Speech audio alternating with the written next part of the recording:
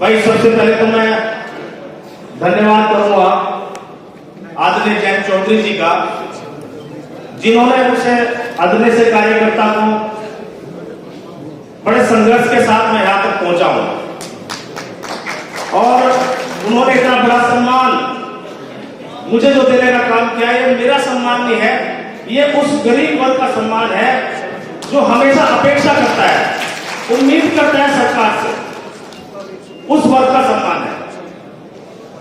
और जहां तक मेरी निजी जानकारी है, 75 साल में विशेषकर पश्चिम उत्तर प्रदेश में किसी भी व्यक्ति को, दलित समाज के किसी भी व्यक्ति को आज तक कैबिनेट मंत्री नहीं बनाया गया।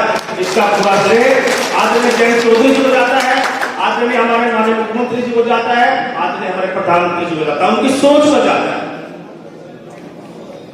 उनकी सोच है सर्व समाज को लेकर चलना है, दलितों को, पिछड़ों को, अगड़ों को, सभी वर्गों को, सब धर्म जाति के लोगों को साथ लेकर चलने की एक जो मंशा है, और यही कारण है, यही इसी कारण है 2014 से लगातार भारतीय जनता पार्टी पूर्ण बहुमत के साथ जीतता है।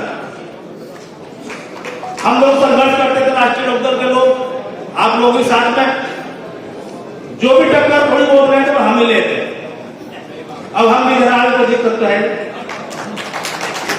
जब सपा के साथ थे 11 थे, अब बीजेपी के साथ आ गए तो 111 हो गए, कोई दिक्कत नहीं है। निश्चित रूप से मिलकर काम करेंगे और जो हमारे माननीय मुख्यमंत्री जी का टारगेट है कि 80 की 80 सीटें जीतनी है, वह 80 की 80 जीतनी ही है और जमीन पे उतरना पड़ेगा।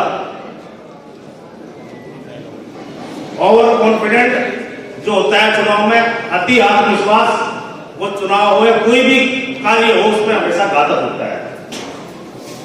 हालांकि संगठन बहुत मजबूत है, भारतीय जनता पार्टी बड़ा मजबूत संगठन, जमीनी स्तर तक है, राष्ट्रीय लोकदल का अपना संगठन मजबूत है और निश्चित रूप से हम जो है आदरणीय प्रधानमंत्री से 400 पार बना रहा है, उसको भी साकार करें। इस देश में इतिहास लिखा जाए कि कोई व्यक्ति 2 बार प्रधानमंत्री रहने के बाद, वो भी पूर्ण बहुमत के बाद, तीसरी बार उससे भी ज्यादा सीटें लेने के बाद में प्रधानमंत्री बनने का काम करेगा नरेंद्र मोदी।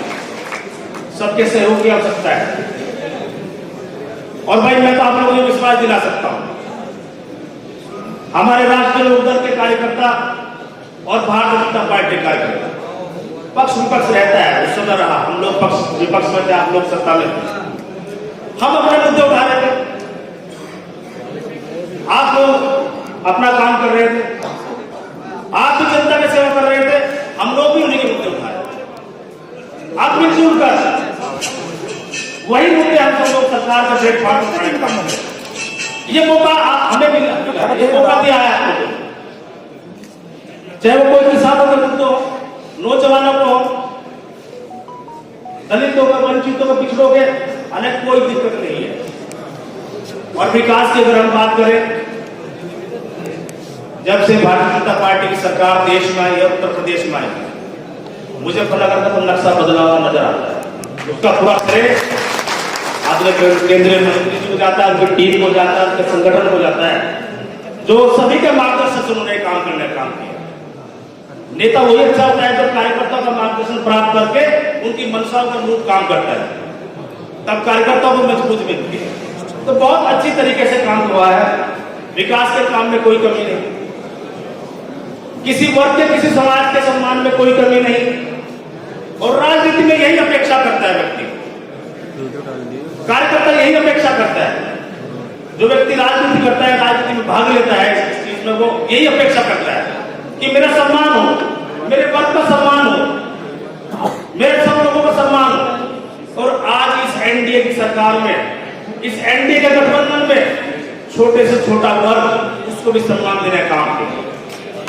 नाई समाज, ठाकुर समाज, नाई समाज का व्यक्ति भी हमारे यहाँ एमएलसी है, ये छोटी बात नहीं है।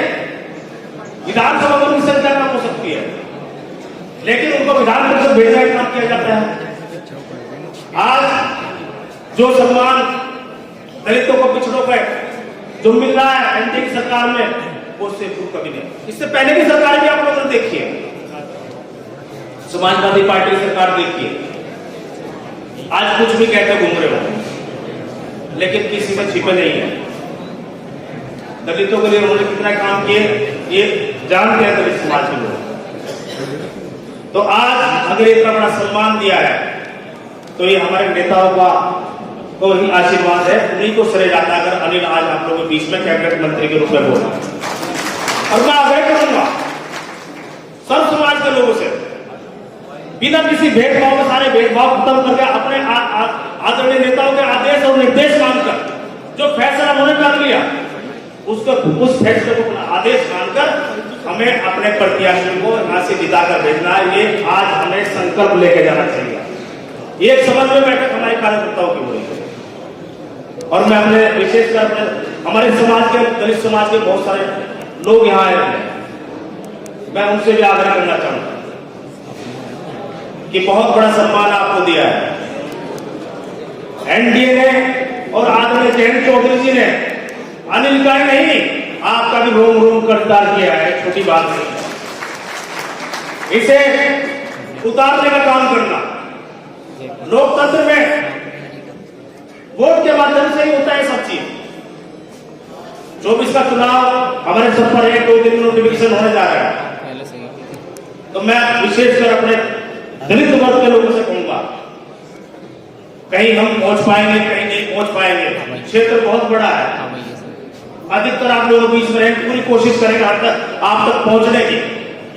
लेकिन मैं आप लोगों से अनुरोध करना चाहता हूं, अपने भाई के सम्मान के लिए एक एक वोट जो है एनडीए गठबंधन आदरणीय संजीव बालियान जी, छोटे भाई चंदन चौहान जी को देना काम करें। और यही सबसे बड़ा एहसान होगा।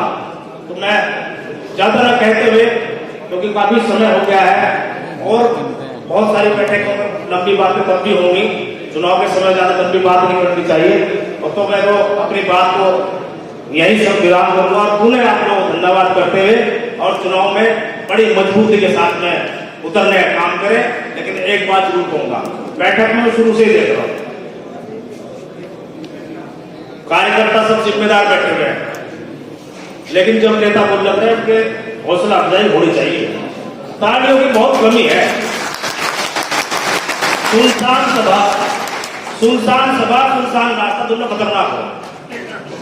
ताली बजती रहनी चाहिए। उसका आप लोगों की हौसला अफजाई होगी और जो बोलता है उसका रुकती है। तो बहुत बहुत धन्यवाद। जय भीम, जय भारत।